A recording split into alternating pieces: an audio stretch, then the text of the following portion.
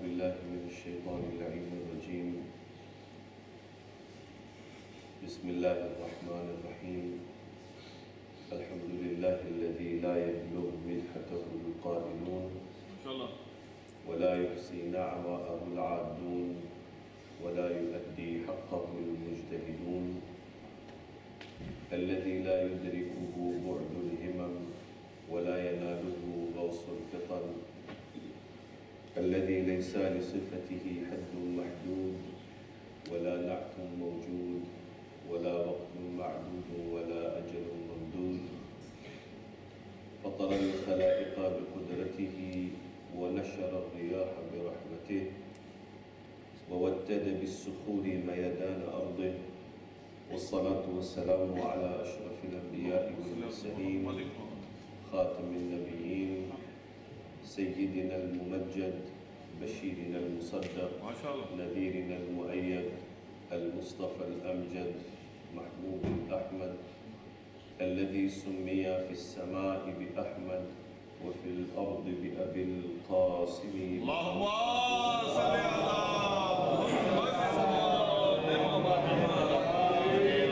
على أهل بيته الطيبين الطاهرين المعصومين الذين أذهب الله عنهم الرجس وطهرهم تطهيرا.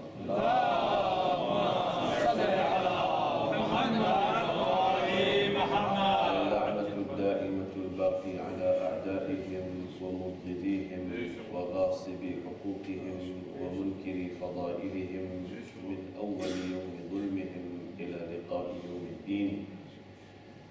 أما بعد، السلام عليكم جميعا ورحمة الله وبركاته.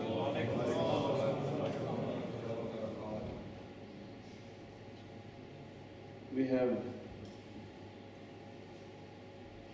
reached the last majlis of the Muharram 1440 series, where we are at the threshold of presenting our condolences to the Lord and the Master of our age and our time, Imam Sahib al-Asri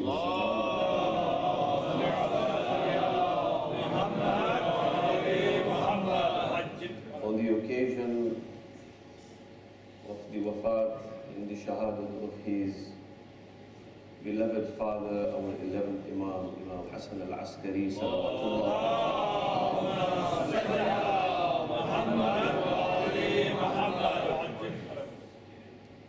We express our condolences to the Imam of our time. As we think about the last few weeks of Muharram and Safar, as we have commemorated in paying our condolences to the Lady of Light, Hazrat Fatima Zahra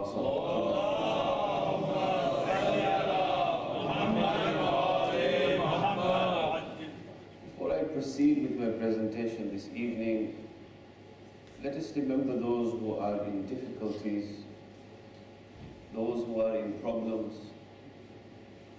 those who require our supplications, those who require our assistance. We pray to Allah subhanahu wa ta'ala to grant them ease in everything that they do.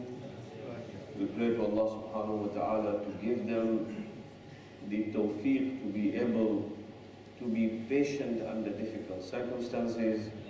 We ask Allah subhanahu wa ta'ala to bless them all, particularly our brothers in Afghanistan who are suffering tremendous atrocities in the hands of the enemies of Shi'as. We pray to Allah subhanahu wa ta'ala to destroy all the influence against the Shi'as. We pray to Allah subhanahu wa ta'ala to grant ease to all those who are suffering untold difficulties in the areas in which they are, inshaAllah ta'ala.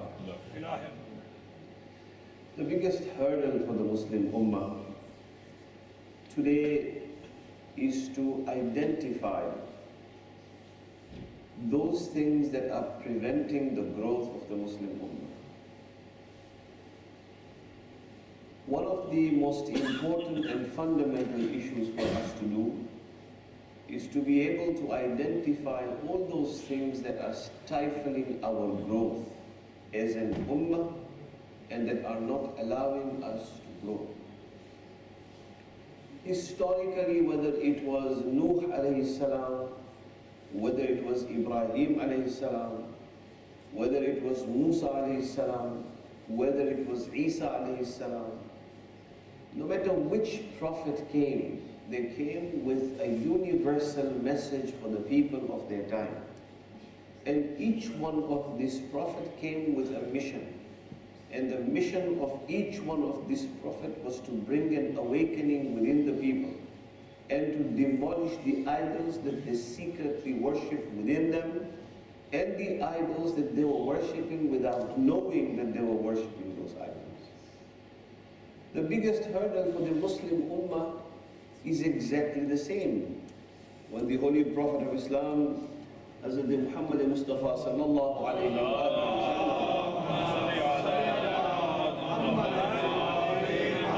came, symbolically you will see historically that the Holy Prophet of Islam made Amirul Mu'mineen stand on his shoulders inside Khana-e-Kaaba and asked Amirul Mu'mineen to smash the idols that were inside the Kaaba.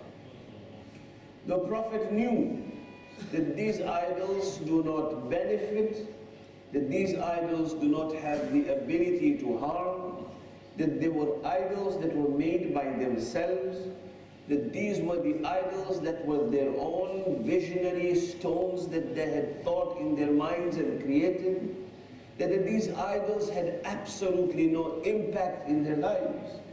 So the Prophet was aware of this whole reality. And he knew that these idols cannot harm, nor can these idols give any benefit to anyone. Yet the Holy Prophet of Islam calls upon Imam Ali alayhi salam and tells him to climb on his shoulders and destroy. To you and I, the destruction of those idols that were there before the people of that time was the destruction of the idols that they worshipped.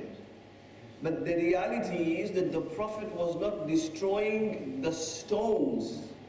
The Prophet was destroying the ideology that they were following. It was not the stones that were being destroyed. The destruction of stones was not going to do anything to anyone. So when you hear the name of Lat and Manat and Uzza, all these names that you hear of the huge idols that they used to follow, the idols that had a huge impact in the lives of the people that worshipped it, these idols were in real sense ideologies of that particular time. And the Prophet of Islam asks Amirul Mu'mineen to stand on his shoulders and destroy these idols, to be able to crush the ideology and bring them into the mahwar of Tawheed. That is what the Holy Prophet of Islam was trying to do. When you look at Nuh alayhi salam, he was doing exactly the same thing to his people. When he built the ark, when he invited people into the ark, when you look at the story of Ibrahim alayhi salatu wasalam, we find Ibrahim as a young boy who sees people worshipping idols. Quran speaks in details about Ibrahim alayhi salam. And it talks about Ibrahim alayhi salam's shock treatment of bringing awareness in the minds of the people. What Ibrahim did was he identified amongst those people that these were the idols that were preventing the growth of the people. This ideology was stifling their growth. This ideology was not allowing them to look beyond. This ideology was not giving them what Allah subhanahu wa ta'ala wanted them to understand as a potential of their own. Because he knew that these were the idols that were stifling the growth, Hazrat Ibrahim gave them a shock treatment. You know the story in Quran. One day he decided, when they were out of town, to destroy the idols and smash the idols that were there. When they came back into the town and into the city and they found that the idols were all smashed, Can you imagine? I just want you to imagine for a second. Can you imagine the destruction of a god in somebody's mind? Can you imagine how difficult it must have been for those people who saw the idol that they worship smashed and destroyed? How do you think that individual felt at that particular time? But it needed a shock treatment for them to be able to introspect within themselves. So Ibrahim destroys the very thing that they give reverence to most. Ibrahim alayhi salam destroys the idols, but he leaves one.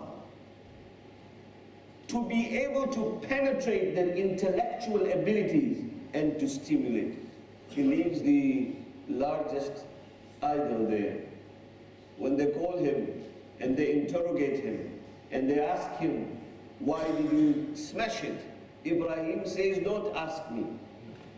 Ask this older one, ask this big one. It may be able to tell you what actually happened. The idea of Ibrahim was for people to realize that this idol does not even have the ability to speak. It does not have the ability to affect anything whatsoever. So Ibrahim alayhi salam says, ask this big idol. Allah in Quran records this, and then he says, the moment that happened, فَرَجَعُوا إِلَىٰ أَنفُسِهِمْ. They introspected and went back to their souls. And they realized what Ibrahim has done is made them think for the first time that these idols have no impact whatsoever in their lives. And if there is something, then it is certainly the divine power of Allah subhanahu wa ta'ala. That was the shock treatment Ibrahim alayhi salatu wasalam gave to the people. The Holy Prophet did exactly the same thing when he came to Mecca. The idea was that there is an idol that is outside. There is an idol that is created by people. There is an idol that you can see and worship. There is an idol that has a visual presence in front of you and I. But then there are idols that do not have visual presence. There are idols that exist within us. There are idols that exist within people.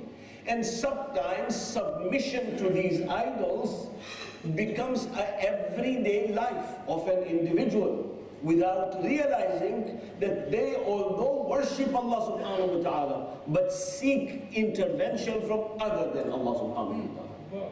It is a very important thing that you and I need to understand. There may be people who pray to Allah subhanahu wa ta'ala in their sajda, give the wasila of Muhammad and Ali Muhammad for the dua to be mustajab. Yet when the dua is not mustajab, they resort to other areas and go to people who have absolutely no power of nafa or nuqsan. They have no power of benefit or loss whatsoever. They have nothing whatsoever, yet they choose to go to certain individuals and bring their problems as if Allah subhanahu wa ta'ala is unable to solve the problem. It is at this time that you and I realize that there is something wrong, terribly wrong within us. So the Holy Prophet, when he destroys Lat and Manat and Uzza through Amirul Mu'mineen in the time of his days in Mecca, you and I see it. It was their problem, their challenge of that particular time. My problem and my challenge today is not a visually present idol. My problem today is that I worship thousands of things while I bow my head down before Allah subhanahu wa ta'ala. And I use this word worship very carefully because it is exactly this that you and I do. What was the message of the Holy Prophet? La ilaha illallah. There is no God. It starts with a negation of God. La ilaha illallah. There is no God except Allah subhanahu wa ta'ala. So the message of the Holy Prophet is that all the gods that you and I, who you are worshipping here as idols, there is no God except Allah subhanahu wa ta'ala. The idea of the Holy Prophet in bringing a negation and bringing them to the mahwar of Tawheed was to tell them that if there is anything that can affect you, it is the divine Allah subhanahu wa ta'ala and nobody else. When we look at ourselves, then we find that there are thousands, the poet in Urdu says, and I have repeated this poem many times, the poet in Urdu says, वो एक सजदा जिसे तू गिरा समझता है, हजार सजदों से देता है आदमी को नजात. Another poet in Urdu says, बड़े मूजी को मारा, nafs-e ammara ko gar mara. If you are able to destroy your nafs-e ammara, you have been able to destroy something that is giving you, that is causing you all grief in the world. Bade moozi ko mara, nafs-e ammara ko gar mara. Nahango ajdahao shere nar mara to kya mara. If you have been able to kill a crocodile, or you have been able to kill a lioness, or you have been able to kill whatever it may be, nahango ajdahao shere nar mara to kya mara. Bade moozi ko mara, nafs-e ammara ko gar mara. गया शैतान मारा एक ही सजदा न करने पर, अगर लाखों बरस सजदे में सर मारा तो क्या. All that was required from the shaitan was one sajda, just one. गया शैतान मारा एक ही सजदा न करने पर, अगर लाखों बरस सजदे में सर मारा तो क्या. What is required is for man to understand La ilaha illallah. There is no God but Allah subhanahu wa ta'ala. There cannot be any God but Allah subhanahu wa ta'ala. There will never be any God but Allah subhanahu wa ta'ala. If that is understood, there is nothing that can move man from his inside position, from his internal position, except La ilaha illallah. When this is understood, my fellow brothers and sisters, we begin to realize that Allah subhanahu wa ta'ala has given you and I the greatest of the leaderships and the greatest of the divine leaders to bring us to a stage, to realize our potential, to eliminate everything that is stifling our growth, and to allow us the freedom to be able to grow and soar to the beloved and be able to reach the highest possible intellectual levels as taught by Muhammad and Ali Muhammad alayhi salatu wasalam. Allahumma salli ala Muhammad ali Muhammad. And therefore we need to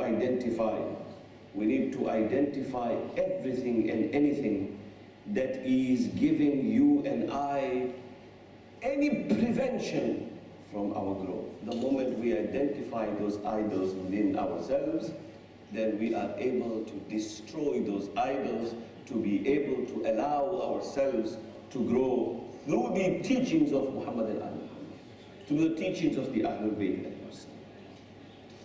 One of the fundamental teachings of all the Imams and the Prophets has been to remove us from darkness and bring us into light. Allah subhanahu wa ta'ala talks about this in Quran in Ayatul Kursi. يُخْرِجُهُمْ مِنَ الظُّلُمَاتِ إِلَى النُّورِ. Allah subhanahu wa ta'ala removes them from darkness into light. This is the same theme that continues from the time of Nuh alayhi salam and beyond and before him, to remove people from the darkness. What does this darkness mean? It means ignorance that stops you and I from growing to understand our full potential. This ignorance is the darkness that Allah subhanahu wa ta'ala is speaking from in the Quran. He said no, with the same mission of removing people from darkness and provide them the necessary utilities and tools for them to be able to grow. Whether it was Nuh alayhi salam or Ibrahim, Ibrahim made them realize, and he made them realize that this was a wrong thing to do. Aba Abdullah al-Hussein salawatullahi wa salamu alayhi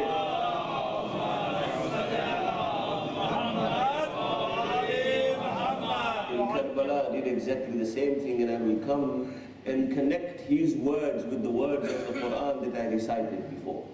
But prior to that, the Holy Prophet comes with a mission.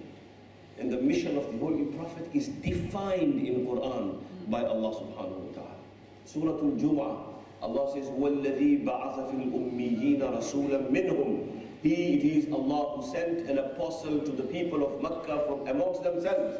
يَتْلُو عَلَيْهِمْ آيَاتِهِ. His job was to familiarize them with the signs and the ayat of Allah subhanahu wa ta'ala. وَيُزَكِّيهِمْ, and to purify them. وَيُعَلِّمُهُمُ الْكِتَابَ وَالْحِكْمَةِ, and to teach them the book and the wisdom. وَإِنْ كَانُوا مِنْ قَبْلُ لَفِي ضَلَالٍ مُبِينٍ. Although prior to this they were in open transgression. So the mission of the Prophet is defined. In another verse, Allah subhanahu wa ta'ala says, الَّذِينَ يَتَّبِعُونَ الرَّسُولَ النَّبِيَّ الْأُمِّي. Those who follow the apostle. Al-Nabi, a prophet. Al-Ummi, of the people of Makkah. الَّذِي يَتَّبِعُونَ الرَّسُولَ النَّبِيَّ الْأُمِّي. Those people who follow the Rasul, the Nabi, the Ummi. He says, يَجِدُونَهُ مَكْتُوبًا عِنْدَهُمْ فِي التَّوْرَاةِ وَالْإِنْجِيلِ. The Christians and the Jews find the mention of this prophet, this Rasul, this Nabi, this Ummi. They find the mention of him in their own books, فِي التَّوْرَاةِ وَالْإِنْجِيلِ, in Tawrat and in Injil. What does this prophet do? Again, the definition of the function of the prophet is mentioned by Allah subhanahu wa ta'ala. What does the prophet do? يَأْمُرُهُمْ بِالْمَعْرُوفِ. He enjoins people to goodness. وَيَنْهَاهُمْ عَنِ الْمُنْكَرِ. And he forbids them from evil. وَيَحِلُّ لَهُمُ الطَّيِّبَاتِ. And the function of this prophet is that he makes permissible for the people that which is good for them. وَيُحَرِّمُ عَلَيْهِمُ الْخَبَائِثِ. And he makes haram for them that which is khabith for them, Allah subhanahu wa ta'ala says. وَيَضَعُ عَنْهُمْ إِسْرَهُمْ وَالْأَغْلَالِ. This is the point where I want you and I to ponder. وَيَضَعُ عَنْهُمْ إِسْرَهُمْ وَالْأَغْلَالِ. And the function of this prophet is to remove the burdens and the shackles that are holding these people and stifling their growth. People have burdens on their shoulders. There are certain things that are holding people back. There are certain things that are not allowing them to grow. No matter what type of an idol they are worshipping in their imaginary world, are not allowing these people to grow. So Allah says, we sent the Prophet, وَيَضَعُ عَنْهُمْ إِسْرَهُمْ وَالْأَغْلَالِ. The Prophet came to unburden them, to remove the burdens that are holding them back, to remove the shackles that are holding them back. إِسْرَهُمْ وَالْأَغْلَالِ الَّتِي كَانَتْ عَلَيْهِمْ.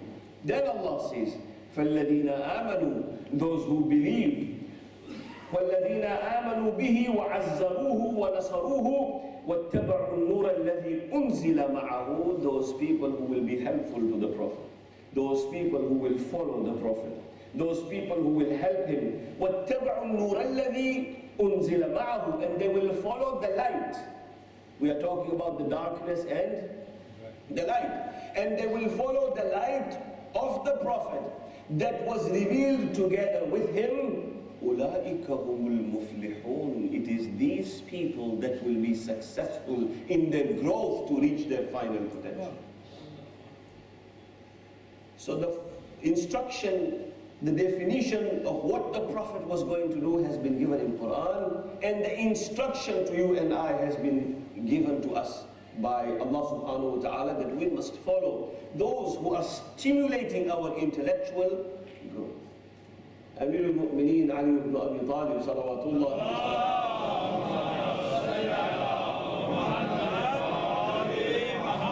After the Holy Prophet of Islam did exactly the same thing.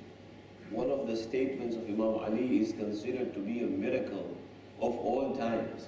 It is a timeless statement of Imam Ali. Sitting in the masjid of Kufa, there is a man who is making the biggest claim ever. A claim that you and I can only imagine who on this planet other than Ali can make a claim like this. He sits on the minbar of Kufa. He scans around the entire mosque. Delivering his sermon, suddenly he says to people, Saluni qabla an tafqidun. ask me anything you wish to ask me before you lose me. People are mesmerized by the statement of Ali ibn Abi Talib. What a big statement. I mean, there is no restriction to the statement. He doesn't say, ask me about philosophy. He doesn't say, ask me about religion. He doesn't say, ask me about Quran. He doesn't say, ask me about angels. No, he makes one blanket statement. Saluni, ask me anything qabla an tafqiduni, before you lose me. But then people just look at him. Then he mentions another line. And he says to the people, by the way, you may be restricted to this world, not Ali. فَإِنِّي أَعْلَمُ بِطُرُقِ السَّمَاءِ مِنْ طُرُقِ الْأَرْضِ. I know the ways of the heavens better than the ways of the earth. So don't restrict your questions to here only. If you need to ask me anything, or whatever you need to ask me, I am here to answer your questions. What was Ali ibn Abi Talib doing? By saying to people, ask me a question, he was trying to bring a spirit of inquiry into the minds of the people, so that people, through the process of inquiring, are able to move away from those things that are holding them back into the growth and the potential that Allah subhanahu wa ta'ala has given them.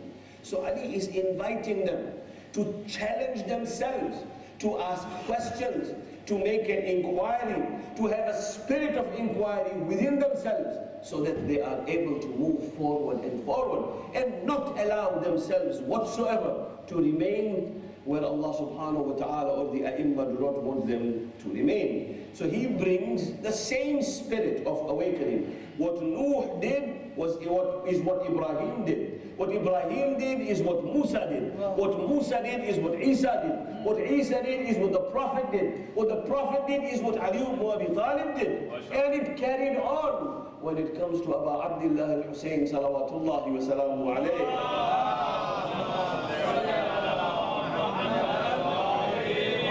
He does exactly the same thing. He realizes that 50 years have passed since the demise of my grandfather, the Holy Prophet. The state of the Ummah has reached a point of stagnation. He realizes these people are now not allowing their own growth to take place.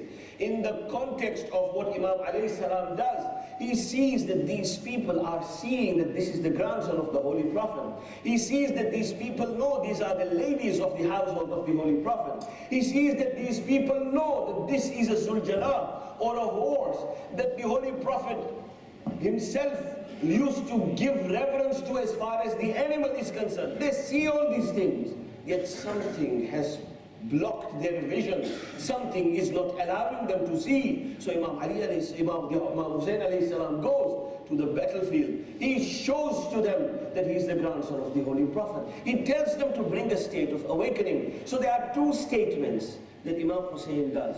In the first statement, it matches what what Ibrahim alayhi salam did. Imam Hussain goes to the people and he says to them, Ya ma'shar al-nas, O people. He looks at them into the eye. I want you to appreciate the timing of when Imam Hussain says this. It is the day of Ashura. It is almost the afternoon of Ashura. There is no more men left in the tents. There is no Abbas or Ali Akbar. There is no Qasim or Aun or Muhammad. No one is left. Perhaps only Ali Askari is left. And this is before he calls out for Hal bin Nasirin and so on. I will come to that in a moment. Imam Hussain does exactly the same thing. He says to the people, after all the men of the Ahlul Bayt have left and have given their lives in the name of Allah subhanahu wa ta'ala, he looks into the eyes of the people and he says unto them, Ya ma'shar al-nas, O people, ansibuni man ana. He tells them, look at me and then tell me who I am. He looks into the eyes of the people and says to them, look towards me and tell me who I am. Ansibuni man ana. Then he says, ثم ارجعوا إلى أنفسكم وعاتبوها. Then you return back to your souls and do some soul searching and shake your soul. ثُمَّ انظُرُوا. Once you have done that, ask yourselves a question. هَلْ يَحِلُّ لَكُمْ قَتْلِي? Is it permissible for you to kill me? Hussein is asking this question to the people. أَنْسِبُونِي مَنْ أَنَا ثُمَّ ارْجِعُوا إِلَىٰ أَنفُسِكُمْ وَعَاتِبُوهَا. Shake your souls and ask your souls a question. هَلْ يَحِلُّ لَكُمْ قَتْلِي? Is it permissible for you to kill me? Then he reminds them, أَوَلَسْتُ ابْنَ بِنْتَ نَبِيِّكُمْ.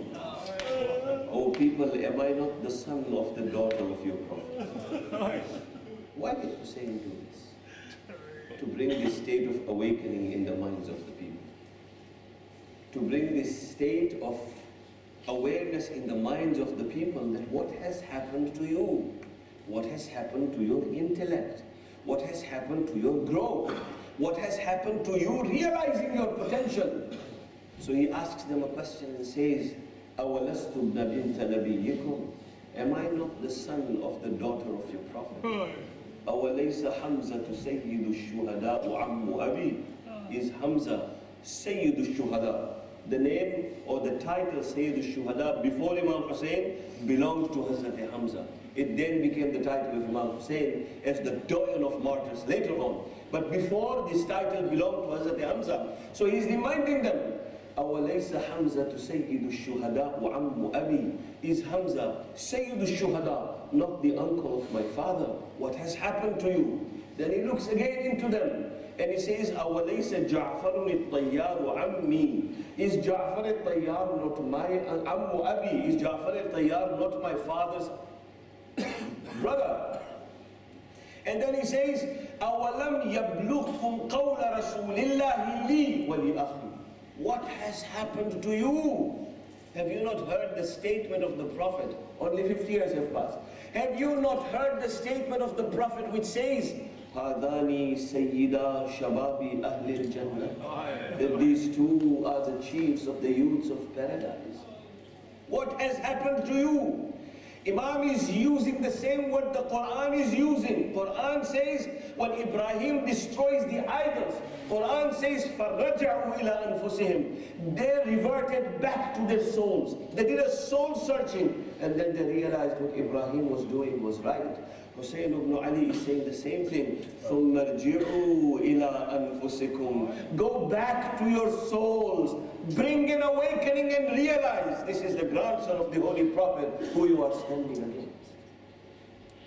So what Imam Hussein was doing was exactly the same. Was trying to bring this state of awakening within the people so that these people realize that this is what it is. Another statement of Imam Hussein alayhi salam. To free individuals, one of the titles given to Imam Hussein is known as Abul Ahrar, the father of the liberated people. This title is of Imam Hussein alayhi salam, the father of the liberated people. And I want you to also appreciate the timing of this particular statement of Imam alayhi salam. At this point, no Abbas, no Akbar, no Qasim, no Aoun, no Muhammad. No. At this point, Imam Hussein alayhi salam calls out, Hal min nasirin yansur. Is there anyone who will come to our aid? Hal min mughithin yughithuna. Is there anyone who will respond to our call of distress? هل من ذاب يذب عن حرم رسول الله. Is there anyone amongst you that will come to protect the household of the Prophet and the women of the Prophet? Ya Hussein, who are you calling upon? Look towards the Euphrates. Look towards the Furat. Abbas is lying down without his arms. Ya Abu Abdullah, look towards the Maqtal. Akbar has laid his life down. Ya Abu Abdullah, look towards Qasim. His body is trampled under the hooves of the horse. Ya Abu Abdullah, who are you calling upon? Hal min nasirin yansurna. Imam will respond by saying, I am not calling upon any one of those, although if they had life, they would have risen up again to come and help me. But I am not calling upon anyone. I am calling upon those who are still in the spines of their fathers and the wombs of their mothers. I am calling upon every generation to come to my aid. Ya Aba Abdullah, what is your mission? To liberate you. What is your mission? To grant you liberation and freedom. What is your mission? Not to be able to be stifled in the growth that Allah subhanahu wa ta'ala has given you, so that you may be able to make your intellectual decisions in every aspect of your existence. Ya Aba Abdullah, why are you calling and who are you calling upon? I am calling upon every generation until the day of Qiyamah to rise and not to fall asleep when it comes to the mission of Imam, the mission of the Prophet, the mission of Allah, the mission of all the Prophets, whether it was Adam, Nuh, Ibrahim, Musa, Isa. Do not forget the mission, and I am willing to give my child away. Then he says, and this is the final statement of Imam Hussain alayhi salam, just before he proceeds to the battlefield. He calls upon the people. He looks at them. He realizes there is no more. By this time, even Asghar is no more. By this time, Asghar has also laid his life down. Imam is on his own. It is the afternoon of the day of Ashura, and I just am bringing this scenario in front of you so that you appreciate the timing of this statement of Imam. It is the afternoon of the day of Ashura. Imam approaches the tent. He looks towards the women. He realizes other than Imam al-Sajjad, there is no male left in the tent. So he comes out of the tent. The riwayat says, the narration says, Imam mounts his horse and he asks his horse to move towards the Furat. The horse comes slowly towards the Furat.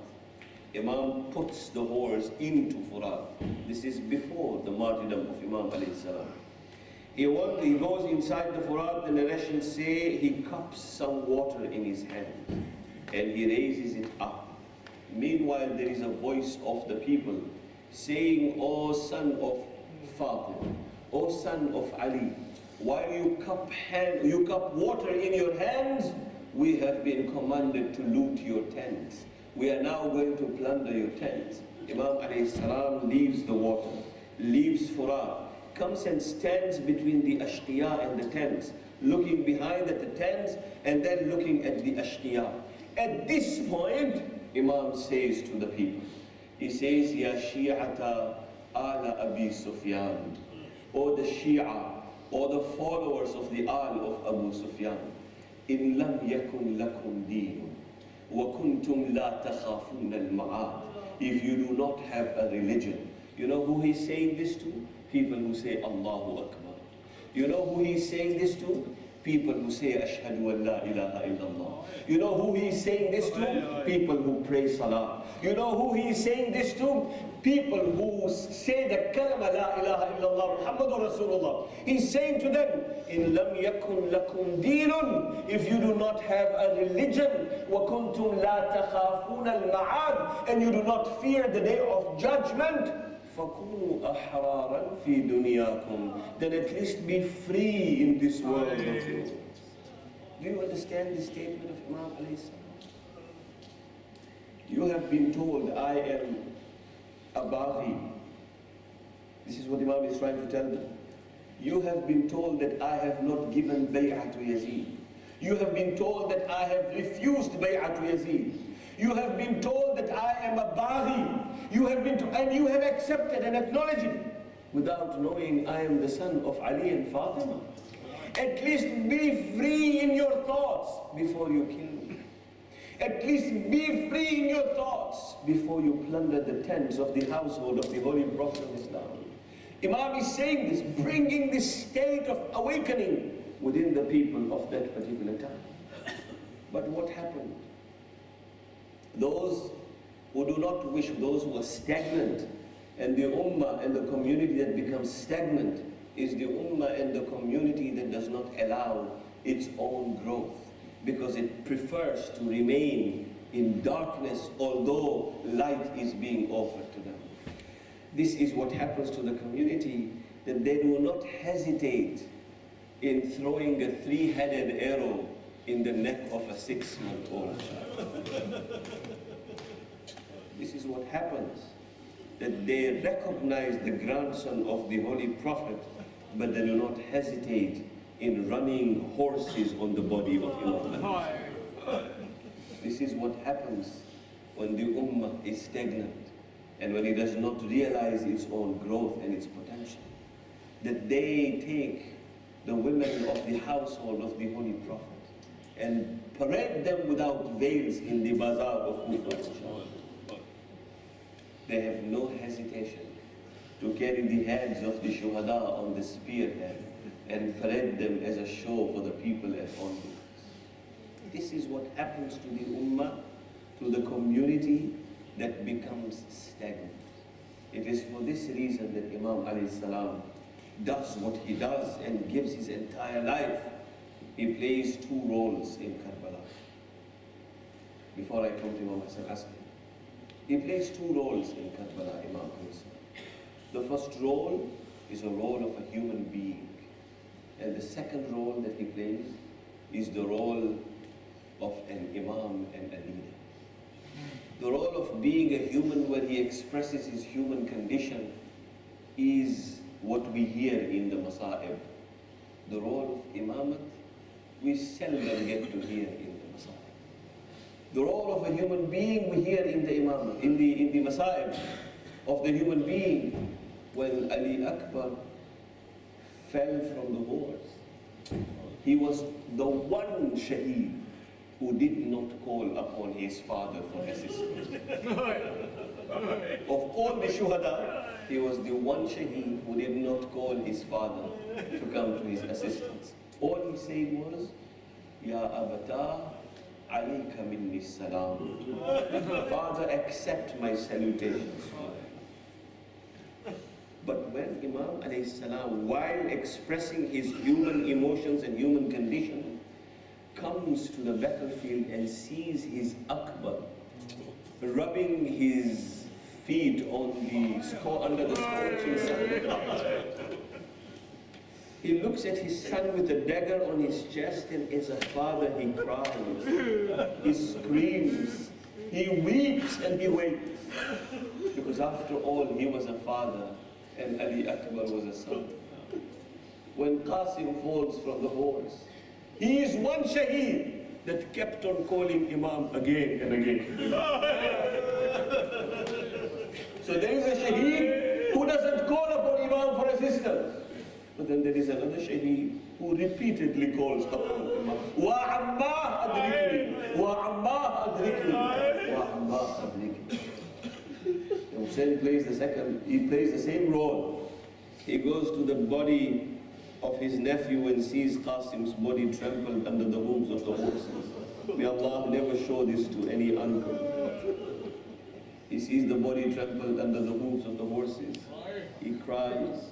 He sees his Qasim, and then he says to his Qasim, my son, what pains Hussein most is that you kept calling him and he was unable to come to you.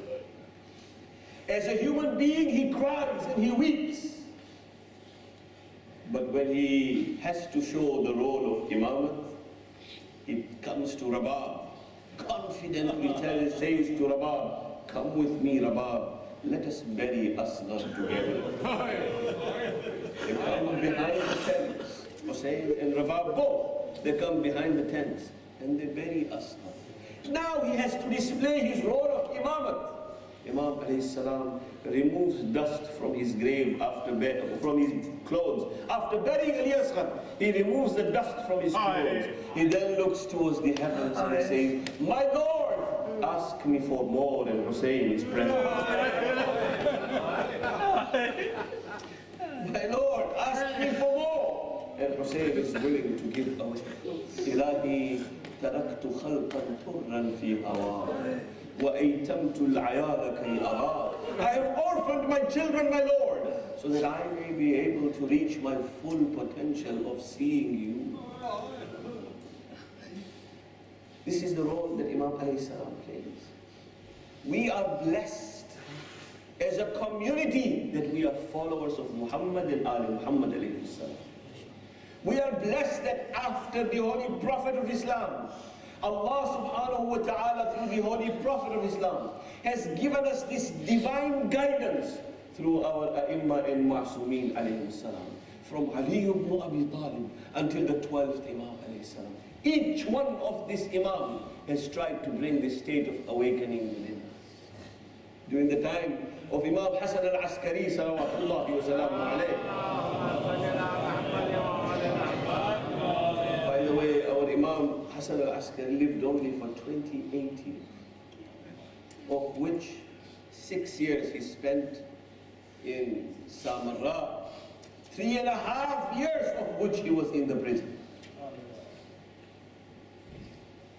During the time of our Hassan al-Askari, intellectual capability of the people had reached a very advanced level. Greek philosophy had penetrated, Indian philosophy had penetrated, Chinese philosophy had penetrated, European philosophies had penetrated, Zarathustra and all those people had their own philosophy that had given people a flavor of various philosophies, and the mindset of the people had changed at that time. During that time, there was a man, a philosopher by the name of Ishaq al-Kindi, who had reached a point, and he was not a jahil person, he was a mufakkir, he was a thinker. He comes just to show you, just to give ourselves a flavor of what we have in terms of resources that have been given to us by Imams alayhi salam for our growth. Ishaq al-Kindi was someone who was a mufakkir and a thinker. He was someone who was an alim in his own right. He was someone who had reached a point in understanding his philosophy where he was writing a book. And the theme of the book was to find contradictions in Quran. So he was searching for one verse of the Quran, and he was looking for another contradictory verse to the same verse and trying to bring it together. His name was Ishaq al-Kindi. Imam alayhi salam, and he had students. Ishaq al-Kindi had students who used to see him. This was a book that was being written by him. He had students, and the students came to Imam alayhi salam and they told Imam that Ishaq al-Kindi is writing a book. And he's writing a book on contradictions of the Quran. Imam alayhi salam says that I want you to pass my message to Ishaq al-Kindi and tell him something, but I do not wish you to give him my name that I have told you. So a student promises Imam and goes and sits with Ishaq al-Kindi. And they have their discussions. And Imam had already told him, be well-mannered before Ishaq al-Kindi. Do not be rude to him. So he now sits with Ishaq, the student, and takes lessons from him. There comes a point where the student said to Ishaq al-Kindi that now that you are writing this book and you are finding contradictions in the Quran, I wish to ask you a question. He says, what is your question? Ask me. He says, my question is, what if what you are finding as a contradiction in your mind is not what was meant by Allah subhanahu wa ta'ala in the first place? What if what you think is what Allah says is not what Allah had meant in the first place? Ishaq al-Kindi looks at the student. He was a mufakkir, he was a thinker. He says to the student, this is not your question. You do not have the ability to ask this question. He quizzes him and interrogates him. And he says, tell me who asked you this question. And he says, this question was asked to me by the 11th Imam al-Hassan al-Askari, who had told me to make this as an argument against you. Ishaq al-Kindi takes his book, tears it apart in front of the students, and says if there was anyone who could bring a statement like this, it would not be any other than Imam al-Hassan al-Askari. This is the knowledge that you and I have been given, the source that you and I have from the first Imam to the 12th Imam alayhi salam, the huge amounts of information that are kept. Yet, my fellow brothers and sisters, we find that our growth is stifled. We find that we have no readership into it. We find that the ummah comes to the point of stagnation. It is unforgivable when it comes to Allah subhanahu wa ta'ala. You and I want the Imams to be proud of us. You want them to say that this is my Shia. Kunu lana zayna. Imam says, O people, O Shias, be an adornment for us, not a humiliation. Be an adornment for us. The whole 2 months and the last majlis of this year in terms of our 2 months and 8 days, we have come to the final majlis today. What have we learned in the last 12 days? And only Allah knows if we are going to be here next year or not. Our supplication is, bache to agle baras hum hain aur ye gham phir hai. If we survive, then inshallah we will get the opportunity. Jo chal base to ye apna salam akhir. If we leave from this world, then this is our final salutation to all. What are we doing? We need to take stock and do this فَرَجَعُوا إِلَىٰ أَنفُسِهِمْ. Go back to our souls and ask ourselves a question. What is it that is preventing my growth? What is it that is not allowing me to understand the message of Imam alayhi salam? What is it that I can do better? What is it that I can present to my Imam alayhi salam when I am given the opportunity to enter another year of Muharram? If that is understood, my fellow brothers, Muharram makes it becomes meaningful for you and I. Muharram and Safar and our Masa'ib and our Pursa to Janab Zahra becomes meaningful. That she is watching that Imam alayhi salam's life was not in vain, that his life was given for his followers to become the true ambassadors of Imam alayhi salam. Shaykh Tusi alayhi rahmah writes in his book, jab Imam Hassan Askari کا ایک غلام تھا جو امام علی النقی کا بھی غلام تھا. نام تھا عقید. اس نے 11ویں امام کو بچپنے سے دیکھا تھا اور بچپنے سے بڑا ہوتے ہوئے دیکھا تھا. یہ غلام تھا, شیخ توسی کہتے ہیں, یہ غلام تھا, اس کا نام تھا عقید. 28 سال کے سن میں جب ہمارے اور آپ کے امام علیہ السلام کو زہر دغا سے شہید کر دیا گیا, تو عقید کہتے ہیں کہ میں نے دیکھا کہ جب امام علیہ السلام زہر تناول فرما چکے تھے اور اپنے حجرے میں آ چکے تھے, تو عقید کہتے ہیں کہ میں نے فرمایا, یبن رسول اللہ, آپ کو پانی پیش کروں, آپ کے لیے پانی لاؤں؟ تو امام نے فرمایا, ہاں ایک پیالہ پانی دے دو. عقید کہتے ہیں کہ میں پانی لے کر آیا اور لے کر میں نے امام کے ہاتھوں پہ رکھا. امام کے بدن میں کپ کپی تھی اور ایک مرتبہ ہاتھوں میں پیالے کو لیا. عقید کہتے ہیں, خدا کی قسم میں نے امام کے دانت اور پیالے کی ٹکرانے کی آواز سنی. امام کے دانت پیالے سے ٹکرا رہے تھے, امام کے بدن میں کپ کپی تھی, وہ پانی امام نہ پی سکے. عقید کہتے ہیں امام نے پانی کو چھوڑ دیا. اس کے بعد امام نے فرمایا کہ اے عقید, اس حجرے میں میرا بیٹا بیٹھا ہوا ہے, میرے بیٹے کو میرے پاس لے کر آؤ, میرے بیٹے سے کہو کہ بابا بلا رہے ہیں. عقید نے کہا, میں کمرے میں گیا, میں نے دیکھا ایک 5 سال کا بچہ جا نماز پہ بیٹھا ہوا ہے اور حالت سجدہ میں ہے. میں نے انتظار کیا, جب سجدے سے سر کو اٹھایا تب میں نے کہا, آپ کے بابا آپ کو یاد فرما رہے ہیں. فرمایا, بابا یاد فرما رہے ہیں؟ کہا ہاں. کھڑے ہو کے ہمارے اور آپ کے بارے میں امام آئے اور اپنے بابا کی یہ حالت دیکھی کہ بدن میں کپ کپی ہے. ایک مرتبہ شیخ توسی کہتے ہیں کہ ایک مرتبہ بارہویں امام نے اپنے بابا سے کہا بابا پانی پیش کروں, بابا آپ کے لیے پانی لاؤں؟ فرمایا ہاں بیٹا پانی لاؤ. امام علیہ السلام پانی کا پیالہ لے کر آئے اور 11ویں امام کو پانی دیا.